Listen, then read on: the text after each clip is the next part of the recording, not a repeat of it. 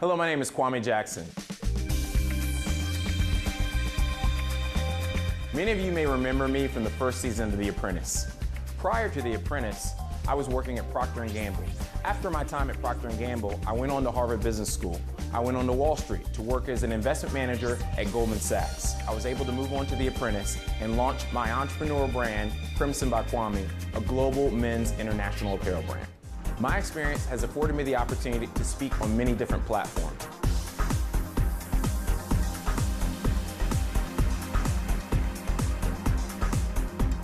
As MBE CEOs, we all have chosen to believe in something that Ms. Martinez touched on, that all energy has shown in this group, that words that I live by, that we have our whole lives to be ordinary and only a few fleeting moments to be extraordinary.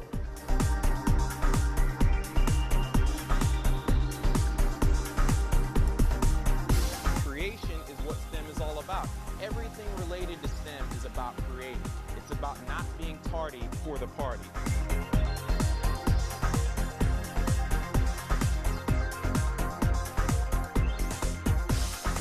And I have to answer 3 quick burning apprentice questions about Omarosa, and then we'll move on.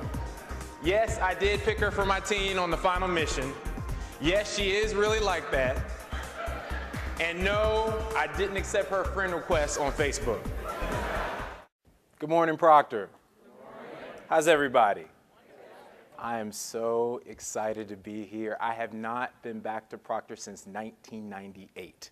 And to see the growth, to see the change, but to see that the spirit remains the same. The spirit of diversity, the spirit of inclusion, the spirit of leadership, and mostly great friends like my friend Corey Johnson. So if we can give him another round of applause.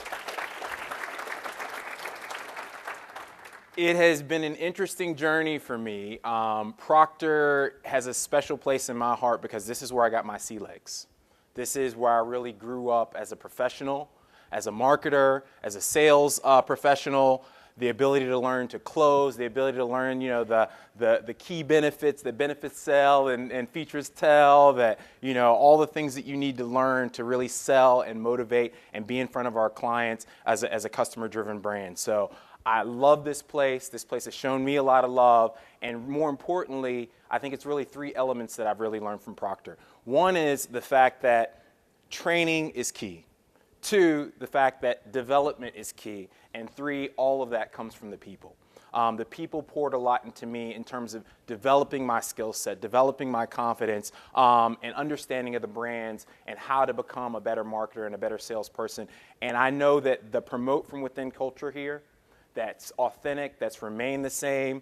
Great bosses like I had. I don't know how many know Jeff Schomburger, who's now president of North America. He was my old boss in the Charlotte market. I got my start in CBD. So any CBD folks here? Sales and marketing? So I got my start in CBD way back in 1992 as the first Procter & Gamble intern for Inroads in the Charlotte market. I worked every summer after high school, all through college at the University of North Carolina with CBD. I went on sales calls. I visited our different clients, Food Lion, Kroger, Winn-Dixie, and I really focused on, at that time, food beverage brands and health and beauty brands. So everything from the Crest Multicare launch to Oil of Olay extensions to Pringles, Sunny Delight is how I got my start at Proctor. So after that, I worked for Proctor for almost 3 years full time, 96 to around 98, right after the University of North Carolina in the Charlotte market.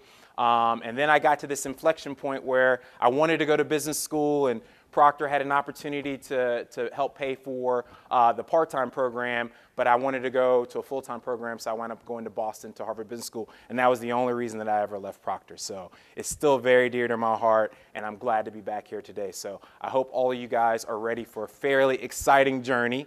I hate training that's just, someone gets up and gives a speech, or, someone just tells you to watch a video or whatever. What I like to do is combine all different facets of media. I've had a chance to speak, as you saw in the video, at the Googles of the world, the Verizons of the world, the Pepsis of the world, and bring some of that best-in-class learning and cross-pollinate that across different corporations. And so for me, this today is a journey around intergenerational effectiveness. Now that's a fancy title, but what does it mean? It means how do we, as different generations, work together to effectively drive change and productivity? So how does a baby boomer speak to a millennial? How does a millennial interact with a Gen X employee? And then how do we start to understand the next generation that's coming behind us, Gen Z, that is slowly entering the workforce? So understanding who these cohorts are, how we all fit into them in a very kind of comedic journey that I wanted to do in terms of a video tutorial is how we're going to structure it today. So we're going to watch a number of videos. We're going to have some Q&A and conversation after each video. No video is longer than 10 minutes, so you can sleep if you need to, but I appreciate you staying awake. And then at the end, I'll show you some slides that will review kind of all of the content for today. So are you guys excited for the journey? Ready to laugh a little bit? Learn a little bit? First of all, who would consider themselves a baby boomer? Raise your hand. Okay, we got some nice representation. All right. Who would consider themselves a Gen Xer? I'm right in the middle of the cohort. All right, we're deep today. And who would consider themselves a millennial or Gen Y? All right, we've got a few. It's a nice breakdown. So this is, what's funny is this mirrors the data that you'll see in some of the slides. So we'll take first a comedic look at maybe what we call how the different generations don't always understand each other. We'll start there. Did I get the job? Absolutely not. Why not? Because you're a baby boomer and I am a millennial. Well, Melanie, I am overqualified for this job. I don't know where you got this. We don't do paper applications. I made it. I don't do the internet. Okay, that is the third time you have said that this interview, and it also says so on this homemade job application. There you go, champ. I don't know what this is for. Don't you need a trophy anytime you... anything? Oh, it's on. How'd you get here? Horse? I drove. My car. I own it. After 8 more payments. What? How'd you get here? I took an Uber. Do not know what that is. I bet you're a vegan. Yeah, because I'm not a monster. Your generation is afraid of black people. Your generation thinks you are black people. Oh, word. Look at who you guys voted for. Yeah, that's right. I voted. Touche. This is the only way you'll ever own a house. Learning how to text is the only way you'll ever communicate with your son.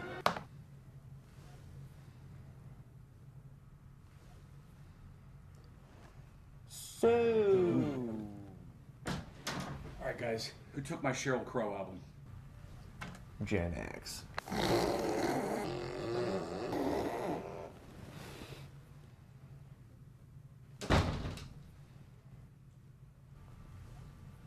You know what? You're hired. I quit. Dad! Ta-da! I always think it's good to start out with a little humor as you start to understand how the generations miscommunicate and miss each other. You saw that all during the video. I mean, he grabs the steak and the other guy says, it's because I'm not a monster. He says, oh, look who you voted for. And he says, yeah, I voted. The other person says, this is the only way you're ever going to own a house with monopoly boards. I mean, there's all kinds of ways that the different generations have disconnects and communication bridges that fall apart.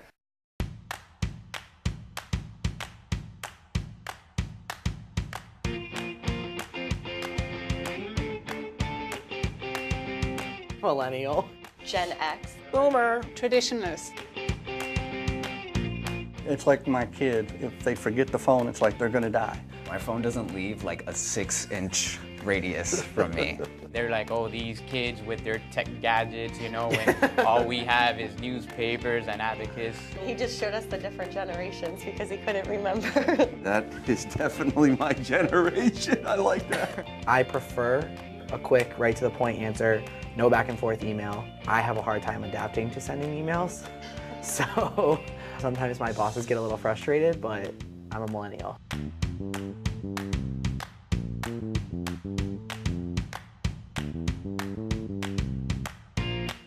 I check social media probably like 50 or 60 times a day.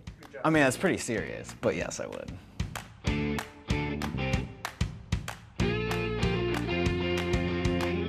The ones that are in Gen X and then the baby boomers, they're a little bit more, don't want to be in the spotlight, where millennials like to be praised and they like that constant feedback.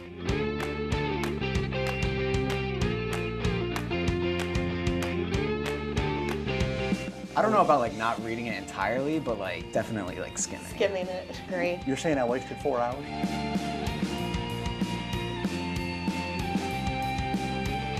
Multiple people, multiple generations looking at the same problem. That's 4 different answers that may answer the same question, but in a different style. Now you have so many new things to learn, like let's move on to the next thing. It gave me a lot of thought into the different generations that work here. I mean, we need each other. People always think of diversity as ethnic diversity or age diversity, but this diversity of problem solving and diversity of generational experience, creating better solutions as we all tackle problems together. And I think that's the powerful part of this video. Any direct commentary, and one of the points that I realized was this notion of how we communicate directly, email versus text versus using social media. What do you think about the fact that people have very different viewpoints on, you know, the productivity? Shirt open, so. Any comments on that? Yep. All right. Questions? Any boomer stereotypes?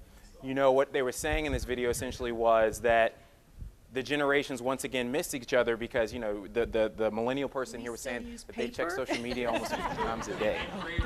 You know, how many times does anyone check it? Close to 30 times a day, 40 times a day, 50 times a day? You know, so you never know kind of what people are doing, but that social media is not always unproductive. Sometimes that social media is LinkedIn centered. It's about connecting to another business opportunity and looking for another way to be more productive. So I think that when we think about that, we can't always just pigeonhole people into those categories and say, oh, well, they're being unproductive because they're using a different communication style. Going back to this notion of email, I think a lot of us can remember when email started, right? Raise your hand if you can remember when email started. So, and it has now in some ways become the preferred form of business communication, but for a lot of millennials, they find it tedious. Responding to emails, crafting long emails, if it's not in a text or maybe even a snap, then it's not happening. So I think we all have to be aware of that, because I think we think email is this universal language that we all speak, but a lot of people, you know, are moving away from that as the primary form of communication. So think through that. Any questions or concerns about that video? Go ahead, right here. I think the only thing that I would say about that, and it bothers me too, I'm Gen X, is we use email or anything else much more than just going to talk to people. And I was surprised that that didn't come up a bit more. I mean, I know from the millennials, they think they're talking if they're sitting right next to each other and texting back and forth. I get that. But that would be one that I thought would have come up maybe a bit more. Let's not bash the millennials, all right? I'm not. I'm totally not. Don't worry, there'll be plenty of that in the videos. I totally agree. The value of personal communication is lost. I know as growing up in CBD and being in front of clients, the ability to talk to people directly and make that sale and make that relationship and that connection is intimate, and it's important. And it also gives you a fair degree of authenticity that's being lost in the process. So that's something, as we've evolved at generations, that skill, and it'll show up in some of the later videos, has been lost. The ability to connect directly with people and just take a walk down to the other end of the office and have a lunch or a conversation about a particular business problem or ways to be more productive. So that's something, as we all stretch outside of our comfort zones, we need to be aware of. Another question here? So how it's almost like a text message through email where you could just like ping somebody, and so they'll ping somebody versus it in an email. But then I have an older, I'm not gonna say his name, guy who will say, he'll ping me and say, can I call you? I'm like, no, I got a meeting in 2 minutes, because he'll talk 10 minutes. And people consider conversations, as you get within the younger generations, they consider it like an infringement of their intimacy. Like, you're calling me? Like, it's almost like you're touching my shoulder, you know? So So it's an interesting way to look at communication, and that's just, it's being aware of your surroundings and understanding that everybody's communicating in different ways, and that some people view an email like you would view a long-form cursive letter from the 1800s. You know, it's like, you're like, what, are you writing your Shakespeare now? Like, you know, so we need to be aware of that as we start to communicate across different generations. So any other comments? Go ahead. Like yourself, I remember beginning to use email. And back in the day, you know, formal communication was a memo on paper, and emails were informal. But as we've evolved, you know, the emails have become like really good looking, and they replace the memo. They are more formal versus the IMs or the informal, and who knows what the future holds. But it's also an evolution in technology and communication, which drives why that behavior exists. Yeah, and even just, I think it was yesterday or 2 days ago, Twitter went to 240 characters. So doubled the character base, which, you know, is a preferred form of communication for many people. And it's interesting how we've shortened but gotten more long form, and people are learning how to kind of work within those parameters. So it's totally generation based, but it's important to keep up with those trends. Yeah. Okay, one more in the back. This was a good video, lots of conversation. What struck me is, I remember when I first started with the company back in 1991, so I'm going to date myself further, Corey, is one of the training classes we had was one-page memo. Yep. I mean, there was actually a training class on how to go do it. So it was interesting. We walked in as a generation to P&G, and we were told how to communicate. I remember. Now we're kind of flipping the cards here a bit. Instead of hey, how do I need to adapt to the company culture? We're trying to go figure that out. So I think that's one thing to also recognize is millennials, that's how we were brought up. I mean, and I think baby boomers as well. That was the culture. So to all of a sudden shift everything around, why are we doing it differently, is just something we all have to recognize. And I think that helps get to a common ground. Yeah, I totally agree with that. I think one of the interesting things is the power, and we'll get to this in some of the videos, but the power and the size of the millennial cohort in particular, 80 million or so strong, largest group in the workforce, and how they have come, just like baby boomers put their stamp on what workforce culture is and communication culture is and what's acceptable. The millennials are now redefining that and causing corporations to essentially adapt to them, and you see a lot of that. But I totally remember learning how to write a P&G formal memo communication. I can't even remember the last time I saw a memo. When's the last time someone saw a memo, like a formal memo, maybe even printed out? Exactly. It's like, it's a lost art. So work on your love letters as well, in cursive. All right, let's move on to the next video here. Now this video is going to be the longest. This one's almost 10 minutes, but this one really shares a lot of data around what the different cohorts look like. So in terms of understanding and taking notes and really starting to figure out demographically what they look like, this is probably one of the most informative videos for that.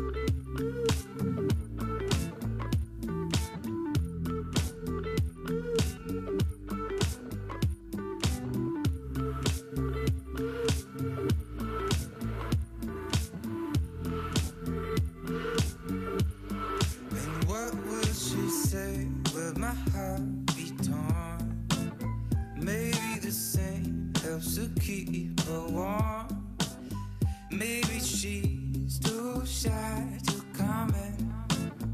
21 and too hard to call it. Let's make it last forever, 'cause the night's still young. It's true, I feel the pressure every time you're gone. As long as we're together, this moment lasts forever.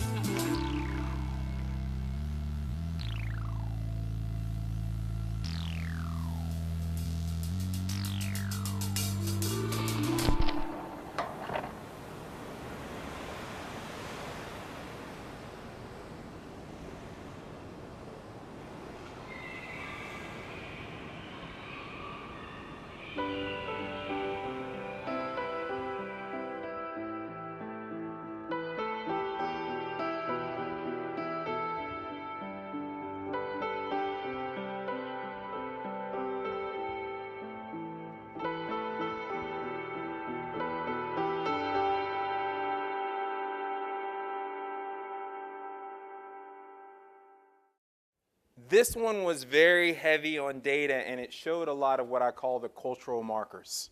What were the formative events that we always talk about how people are products of their experience. And so obviously generations are products of their experience, whether it's 9/11 or whether it was World War II or whether it was the sexual revolution or the civil rights movement. Everyone has these cultural milestones and markers that are formative events within the generation on how they communicate, how they interact, and how they see the world. So there was a lot of data here. What were some of the points that really stuck out for you? And I'll talk about some ones I think that are really effective. Any particular data points that shocked you or you didn't know about the different generations?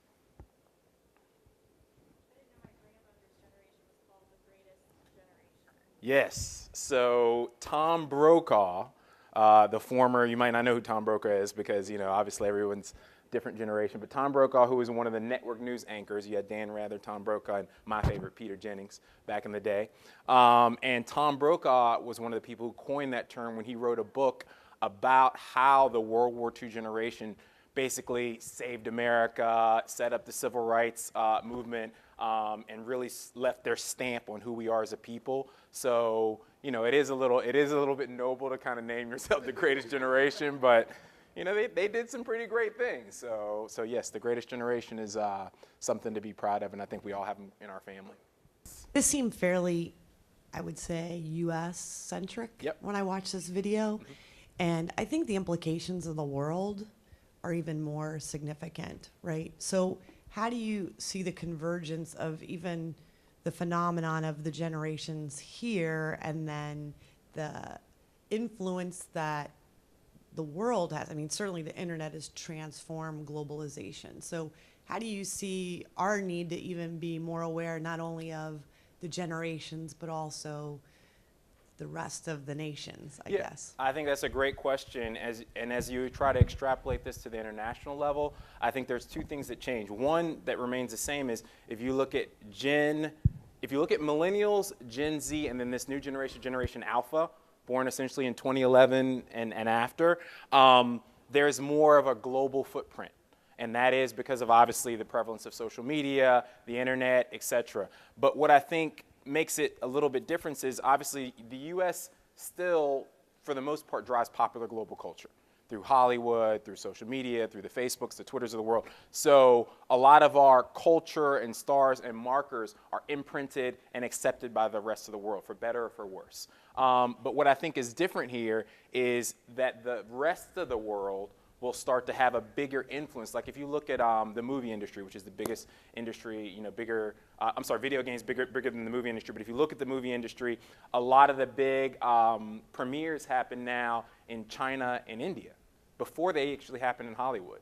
So a blockbuster, just because of the size of the demographic of the consumer base, will premiere in a China or an Indian market well before it premieres in LA or New York, et cetera. So the rest of the world, as it continues to rise in purchasing power and consumer base, I think will have a larger effect on those generational cohorts and footprints. So yeah, I think that's something to definitely consider. But for now, the U.S. is still kind of the arbiter of these generational markers in popular culture. The last thing is, if you look at demographic trends, the populations that are younger and growing in the world are actually in Africa and in India.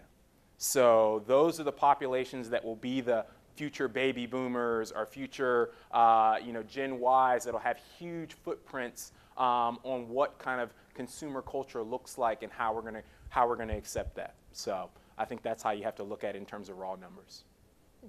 Questions? Hi, yes, I have how a are you? question. So there's some thought out there that there's this small little segment of people born between like 75 and 82 who are kind of like this cross between Gen X and millennials. Is that a common thing? Is it accepted? Because we're the folks that know what black and white TVs were, but we also use smartphones. Yeah, right? there's a name for it, and I forgot what it was, like Zillennial or something like that. It's a real cool name, yeah. whatever it is, 75 to 82. There you go, yeah. Now we're making it personal, I hear you. 74 in the house. It is an interesting, because what happens is as every generation has that overlap period, whether it's between baby boomers and Gen X or Gen X and millennials, there is a group that's a hybrid of both. And my friend has a term, he calls it OG millennial, which if you don't know that cultural term, it means original gangster. Like it's like, oh, you're an OG millennial. It means essentially that you're at the very, very beginning of the birth curve. So that would be 82. Some say 80, 82. So there are a lot of OG baby boomers, OG millennials, OG Gen Y, depending on where you fall in that spectrum, that have those hybrid characteristics. So yes, that is true, and some of that will come up to light in a later video. One of the points on, go ahead. Yep. And the size of like the area you grow up in and how kind of determines how progressive you are. Totally. And so that like you said, OG, I always call it like a millennial with Gen X tendencies, like, Yeah. So it's always interesting depending on where you come from, how far along that curve you are, regardless of your age. Yeah, and I'm a Gen Xer with millennial tendencies, so it just depends on that. I definitely believe that there's a regional stamp, big city, small town, whatever it might be. But what we do know in America from a demographic trend standpoint, and obviously Proctor studies this in depth from a consumer standpoint, is that Americans are becoming more coastal and moving into bigger cities. That very few Americans are now living in smaller and smaller markets, and that the agrarian base of America, people actually living on farms in rural areas, is getting smaller and smaller every year, and that's just a trend that goes along with the cities and how they develop. I do think that larger cities. I've lived in New York for the last 17 years, but I'm originally from Charlotte, North Carolina. I think that larger cities do have an imprint on your progressive nature and how you view the world and how many people you bump into that might be different from you.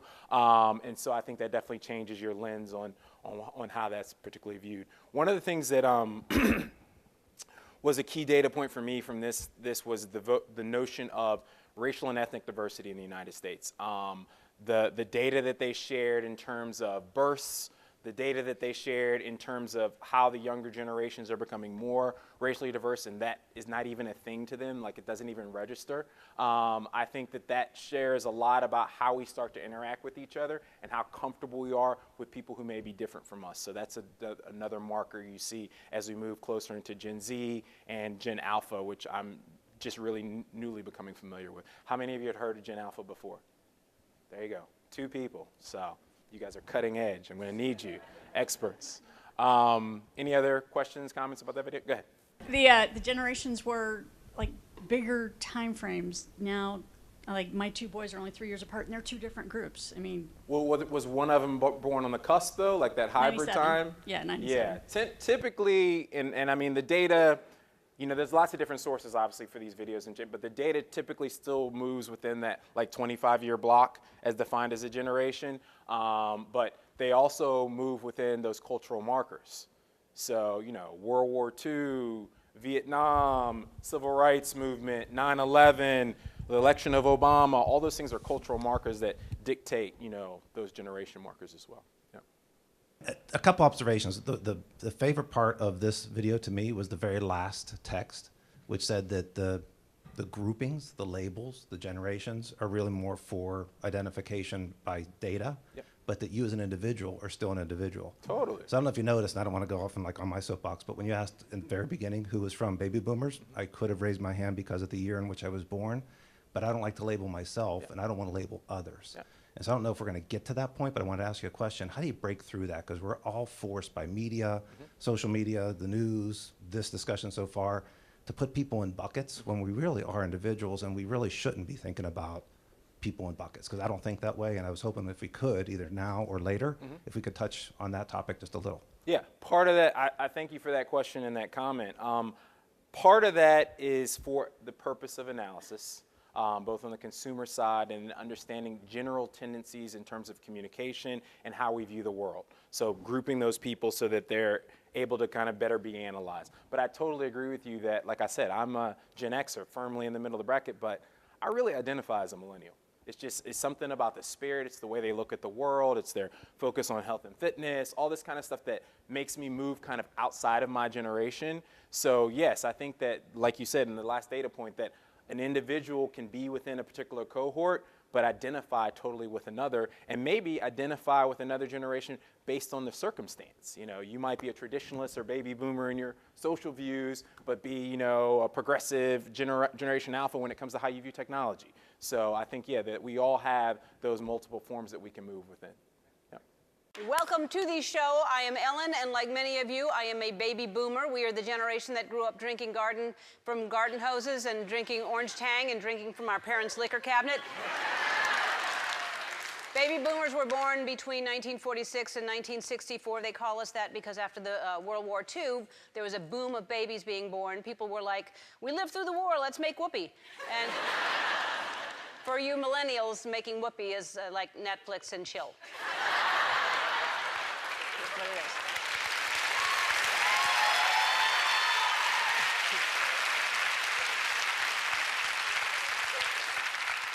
But they were married.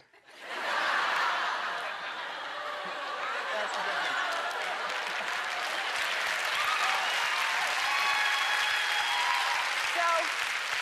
Millennials were born between 1982 and 2004. These are people who will never know the joy of using an end of a pencil to dial the phone. Do you remember that? You would actually do that.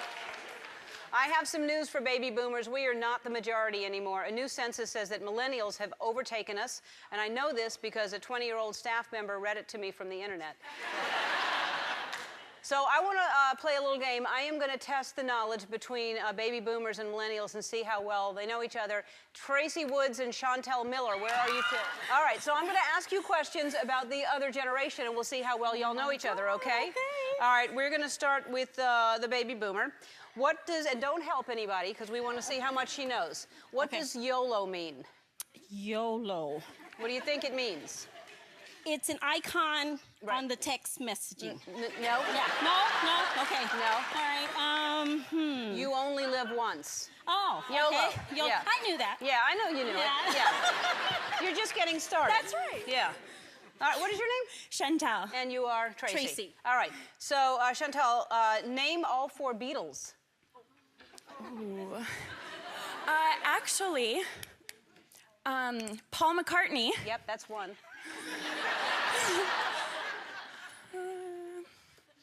John Lennon? Yes. Really?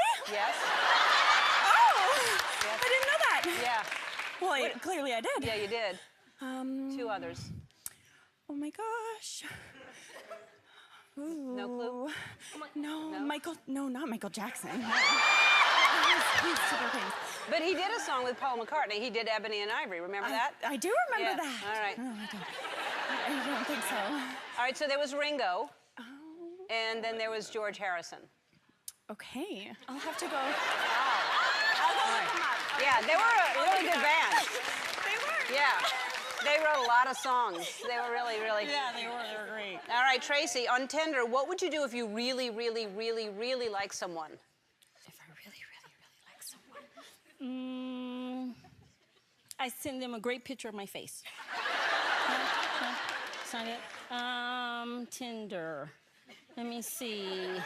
Do you know what Tinder is? Not really. It's a dating app. Okay. Oh, What would okay. she do if she really, really, really? Super like, swipe up. Yeah, you can only super okay. like, but you can only do it once every 24 hours or something. You That's have to. it? You Okay. can't like too many people. Oh, not too Yeah. bad. All right. Who can turn the world on with a smile? You can. Yes, I can. You do.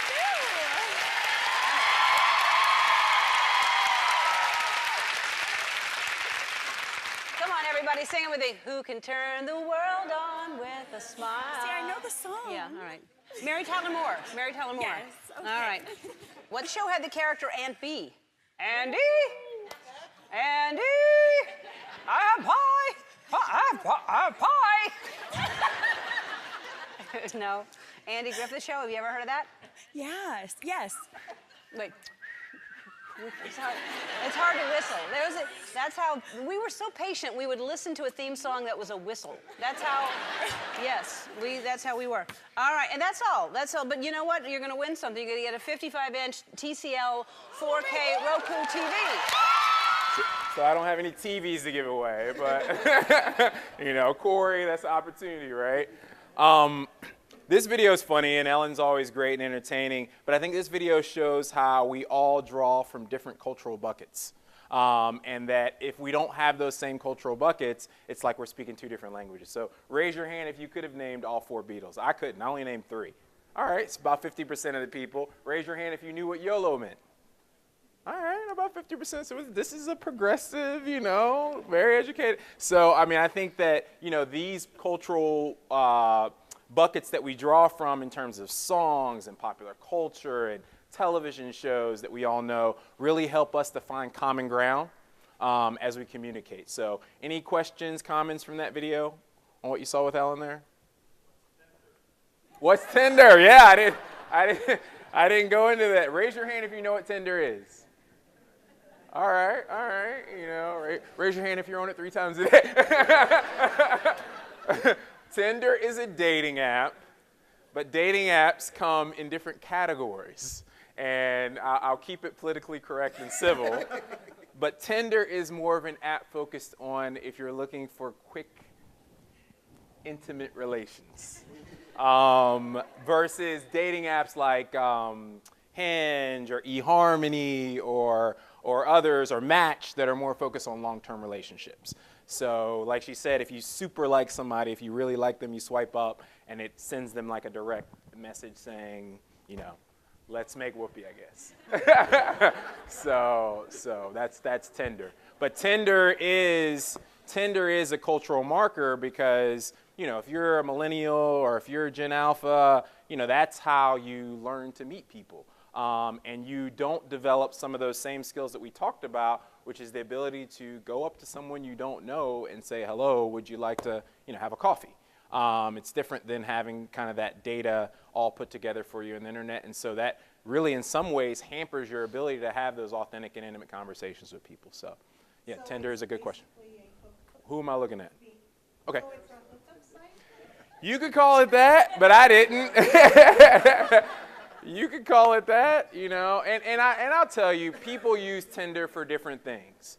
So some people view Tinder as a way to like find a long-term boyfriend or girlfriend. I haven't really heard of anybody getting married off Tinder. But I have had lots of friends who've gotten married off of Match and eHarmony and Hinge, so it just depends on what you're looking for. And I think that the apps also fall along certain generational lines. And they get, you know, even more, you know, seedy than Tinder. So, go ahead. Right there. I just had a question. Do you see that one generation, because they see what the generation before did, that they try to adjust? So I wonder if this lack of, and I'm going to be really bold here to say lack of intimacy, right? That whole relationship building, face-to-face communication, that we'll see at some point that sort of turnaround. Because I feel like even the fact that people would go to Starbucks to want to be around people at one point, right, was a change, right? People, they didn't want to be by themselves, but they didn't want to be with everybody, but they wanted to be around people. Are we seeing some of that? Do you expect that we'll see some of that? That's a really deep question because I think there's always a pendulum swing. You know, you saw a pendulum swing even in elections, you know, in terms of how people react to previous candidates and to vote for another candidate. So I think there are pendulum swings in generations that are reactions to previous generations.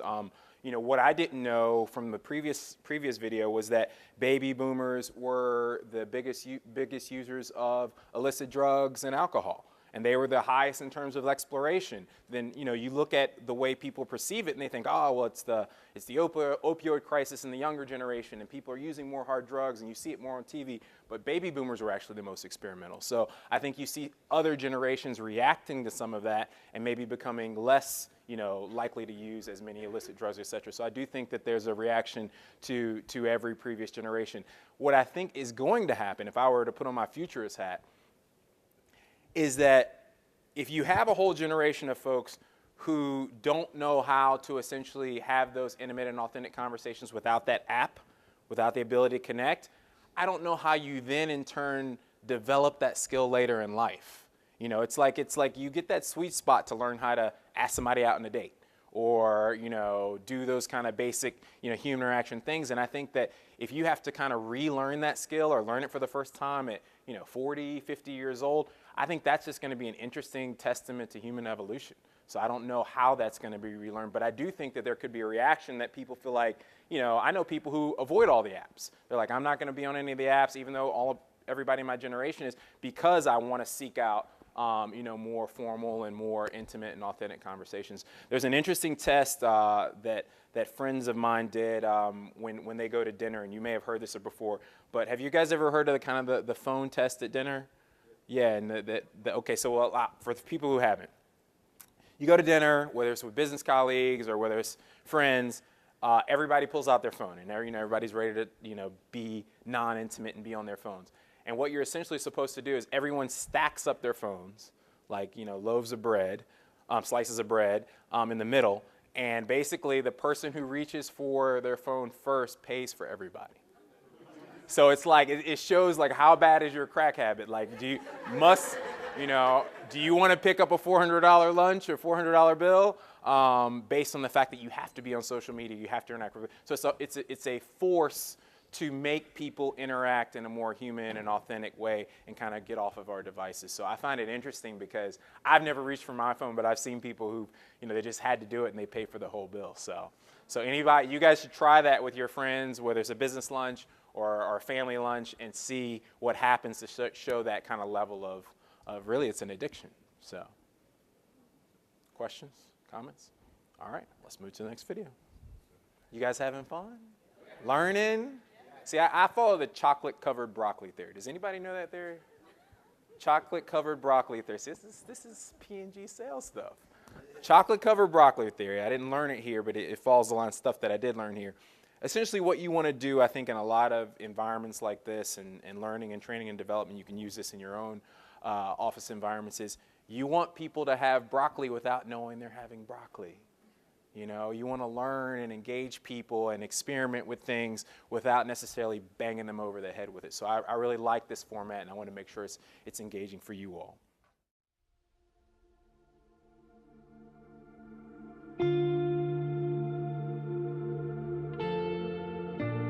I was at church one day, and the speaker that day was different. I just sat there with tears in my eyes, learning about this ministry that was revolutionizing the planet. I'm talking, of course, about Millennial International. The need is enormous. There are over 10 million millennials out there who have graduated with no work ethic, no job, no discernible skills at all, and they have expenses. Housing. Student loans. Credit card debt. And I didn't really realize the magnitude of the problem until I looked into the eyes of a millennial. And I saw that face with the dead, nothing's happening up here kind of thing. So I went out to the booth after the service and I talked with the guy, and he really informed me about the devastation that's not being able to fund a millennial lifestyle. Core Power Yoga. Birchbox for men. I looked over all the envelopes, and my heart was really touched when I saw this one particular fellow that I just had to get more information about him. He was Declan from Beverly Hills. I am an aspiring photographer. I graduated college with an art degree, so obviously that puts me at a disadvantage. Volkswagen Jetta lease. Beard wax. Spotify Premium. In his last letter, he wrote to me and said that his weekend was, how did he put it? Totes lit fam. Literally have no idea what that means. Spin Cycle membership. Pet food for my rescue dog. Uber's home from a pub crawl. A typical sponsorship program costs $29 a month. Millennial International is actually $2,900 a month. Yeah, it seems expensive at first, but when you see the need, it is so worth it. Trunk Club subscription. Essential oils. Annual pilgrimage to Bethel Church. It's the same as a traditional sponsorship program, except instead of getting, say, a soccer ball for his birthday, he's getting an Audi. Am I capable of having a job? Sure, but I just feel like maybe employment right now would just kind of be stifling my creativity. Through the sponsorship program, they actually set up a chance for us to meet each other in person. I brought him an apple pie that my wife had baked for him, but I totally forgot he's gluten-free, so he couldn't eat it. I mean, obviously, I've seen Food Inc., so I don't eat the traditional meals like everybody else. For breakfast, I usually do like some kombucha juice. He really didn't have much energy that week, and it turns out, he was on a juice cleanse. And I wanted to respect that. My wish for Declan, that he would realize his potential in life, that he would be better, achieve more. I've been getting blue ribbons and participation trophies my whole life. What do you expect? For me, if it wasn't for the program, I'd have to get a job. Or worse, start a GoFundMe. Many of these kids in traditional sponsorship programs are fighting diseases like malaria, pneumonia, tuberculosis. And these millennials have the same struggle. Peanut allergies, pollen sensitivity, lactose intolerance. Kids in Africa are getting typhoid. Declan was recently diagnosed with tennis elbow. I was originally paying vision and eye care insurance for him, but it turns out his eyeglasses weren't even real. To me, you can't put a price on friendship. Join me in sponsoring a millennial today and help us. Help us. Help us. Help us live the lives we portray on Instagram.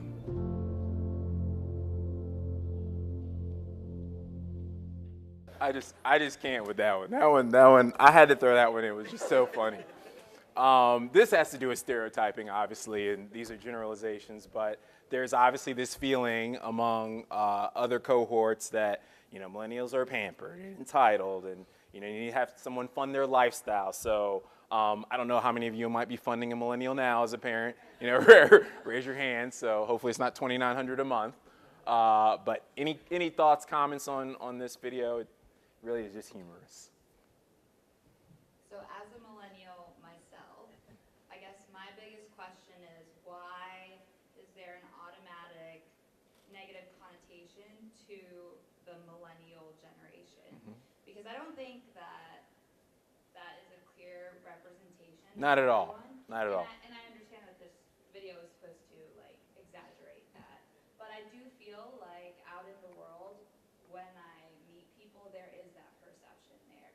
So I guess my question to the other generations is, where is that coming from, and is there even a chance for us to change that?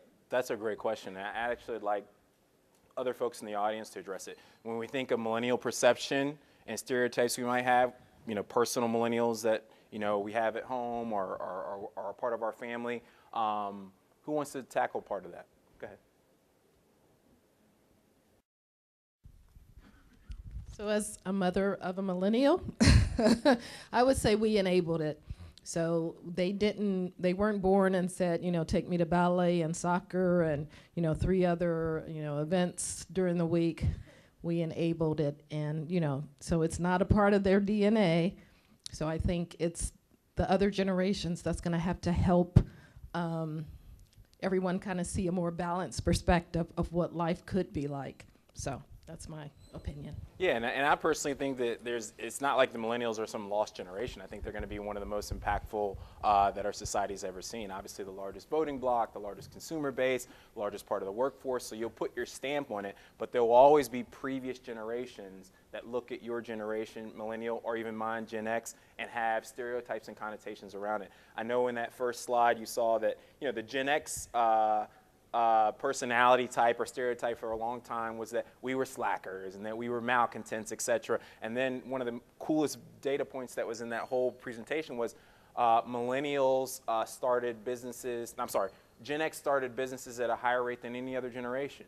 So if you look at the Mark Cubans, the folks like that who are part of Gen X who started this early notion of the internet and the early notion of these businesses, that was from a generation that was supposed to be slackers and malcontents. So you'll write your own story, but I think through humor, it's important for us to learn and laugh at each other, and it breaks down some of the barriers. So, go ahead. Yeah. I would say, expanding on your point, I was going to say something very similar, is coming in as a Gen Xer, exact same kind of things. It just different message tracks. And if you look at all other than the greatest generation, right? Yeah. All the other ones had more derogatory, negative connotations of the things that people perceive them as bad versus, hey, they excel here, they have that. So it just kind of shows you, it's kind of human nature in some respect, right? We all think that we've got it all figured out. Yeah, every generation thinks that they're better than the other generation. Yeah, Exactly. that's proven. When the Gen Y gets up there, or Gen Z rather, then you'll kind of look and say, gee, they can't do this, and we did all that. So yeah. It's just human nature, I think. And we're all in the shadow of greatest generation because, yes, we did not win World War II. Sorry. It is what it is. So. No, what I was going to say is I think we know millennials because of the internet, TV, and social media. They're on the spotlight now versus I wouldn't know in the past about baby boomers and Gen X's like we know millennials today. They're just on the spotlight. Yep. And there's some data around the fact that millennials also are more comfortable with the spotlight because of things like IG and Facebook, et cetera, that they don't shy away from it as much as previous generations. So there's a bigger spotlight. Yeah. Well, I've been with the company not as long as some folks, but I've been with the company for 20 years. And how many of you that have been with the company that long have ever said, boy, it was so much better before? Has anybody ever said that? Boy, man, if only it was like it was in the good old days, right? Every generation, just like Mike said, every generation says that. We all have it figured out, and if we only would do what the old timers did, everything would be great. And so it's not just the generations that are playing. You have to think about yourself. Am I contributing to that by insisting that it was always better before? Well, it wasn't better before. I can tell you it wasn't better before, and it's going to be better in the future, even if old timers like me don't want to admit it. So it's beyond just generations, it's everything. We are going in a positive direction, and people need to get on board and not start thinking about, well, if only it would be better back before we had email, SAP, whatever you want to think about. And every generation has to rise to its own challenges. So we talk about the greatest generation rising to, the occasion of World War II. Millennials have risen to the occasion of the global war on terrorism. So every generation has its challenges. Baby boomers, they rose to the challenge of Vietnam. So every generation has its challenges that are markers, once again, and drawing that cultural bucket that allow people to kind of, for better or worse, stick your chest out a little bit and feel confident about what you've accomplished as a generation. Maybe try to help go ahead. To answer your question. I think it's great to have knowledge of the different generations. Each generation has its pros and cons. So as an individual, you have to make a choice and not say or follow the default principle, right? I'm gonna look at the bad and this is the generalization, but instead look at the positive and try to leverage that. Like I try to do that with the younger generations, and I say, oh my God, this takes me 4 hours to do. This person is tech savvy. Can I leverage them? Yep. So there are other positive spins and possibilities that you can leverage. So again, every generation looks at the before. So I was at some point the newer generation for the before generation. So try to leverage the positive, and I think we all have a role to play in that. Yep. And there's some data I'll share later about the different positives in each generation and how to leverage those. Okay. When I think about the cultural variability that we have, we think of things like diversity, right? And today we associate diversity with the color of your skin or the region that you grew up in. There's a lot of differentiations. But really, when we think about the age differences, that's a diversity as well. And so to the point that was made earlier, if there are people who are, I'm a Gen Xer, and if people who look at me as the slacker generation, that's really a diversity problem. It's not just tied to my age. It's others who are not educated enough to accept the differentiation or the diversity that makes us unique. And so if that happens, I would encourage you to say, let's work through it with education or try and reach out, but find a way to connect rather than find a way to, stew in the, like we're poking fun at the millennial video, but there's a lot of points that to some millennials that would be very sensitive. Yep, totally agree. Yeah. So. Go ahead. One more comment, just because we have a few more videos. So you were asking why do we see? I'm a Gen X, I guess is what I fall under, but I think I'm old, wise beyond my years, so I probably have some baby boomer tendencies. But I was saying, like, just as a whole, as a human race, we tend to, like if you deal with certain people and you always get that negative part, because you were saying, why is it so negative? I think it's like with everything as a human race. If we come across a few, then we spectate that whole group of people or the whole ethnicity of people are bad people. And I think that's just where it comes from. Like, I personally have dealt with more that are what those stereotypes are. So then I have to find myself saying, well, let's reel it back. It's just a group it's not the whole group. But I think as a society, as a human race, we tend to do that. And until we figure that out, how to do that across ethnicities and anything else in the world, then, you know what I mean? To answer your question, how do you correct that? Well, if we could correct that across everything, I think we'd be in a much better place. But I think that's why it's like, how do you correct it, Because we're so used to those stereotypes, and then we generate everybody as, everybody in that group does that, when it's not. It's just a few knuckleheads or whatever that does it, you know what I mean? So I think it's just part of humans. And hopefully one day we can figure that all out, and we can say, it's not a group of people, it's not a race of people, it's not a generation of people, it's just an individual is acting that way. So just do it just on that individual type thing. So that's one bad apple doesn't spoil the whole bunch. Old school, little baby boomer philosophy, right?